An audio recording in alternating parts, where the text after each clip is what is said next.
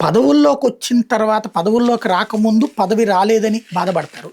పదవిలోకి వచ్చాక నిర్లక్ష్యం, నిర్లిప్తత. సోషల్ మీడియా ఉండేందుకు పబ్లిక్‌తో నేరుగా ఇంటరాక్ట్ కావడానికి, వాళ్ళ ఫీడ్‌బ్యాక్ తీసుకోవడానికి. కానీ సోషల్ మీడియా చూడాలంటే ఒళ్ళు బద్ధకం. ఫేస్‌బుక్‌లు, ఇన్‌స్టాలు నువ్వు పోతా కారులో ఫోన్ చూసుకున్నా తెలిసిపోతుంది. వాట్సాప్‌లో కూడా వస్తుంటాయి. పోనీ నువ్వు ఫేస్‌బుక్‌లు వీటిట్లో చూస్తే పబ్లిక్ ఒపీనియన్‌ని తెలుసుకుని దానికి అనుగుణంగా విధానాలు మార్చుకోవచ్చు. అలా మార్చడానికి నరేంద్ర మోడీ ఏమన్నా అభ్యంతరం చెప్తే అనుకోవచ్చు.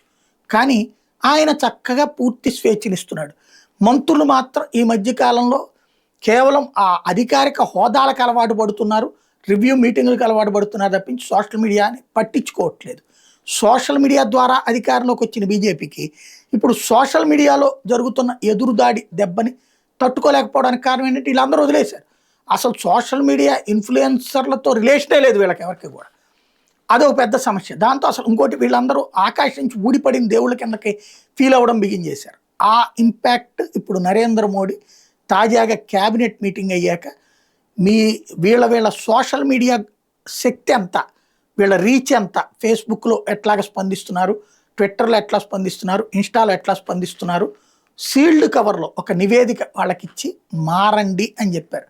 కొత్తగా వస్తున్న సోషల్ మీడియా ప్లాట్ఫామ్ ఇప్పుడు ఎక్కువగా ఇన్స్టా ఫాలో అవుతున్నారు యూత్, జంజీ కానీ అజెండా ఆల్ఫా కానీ.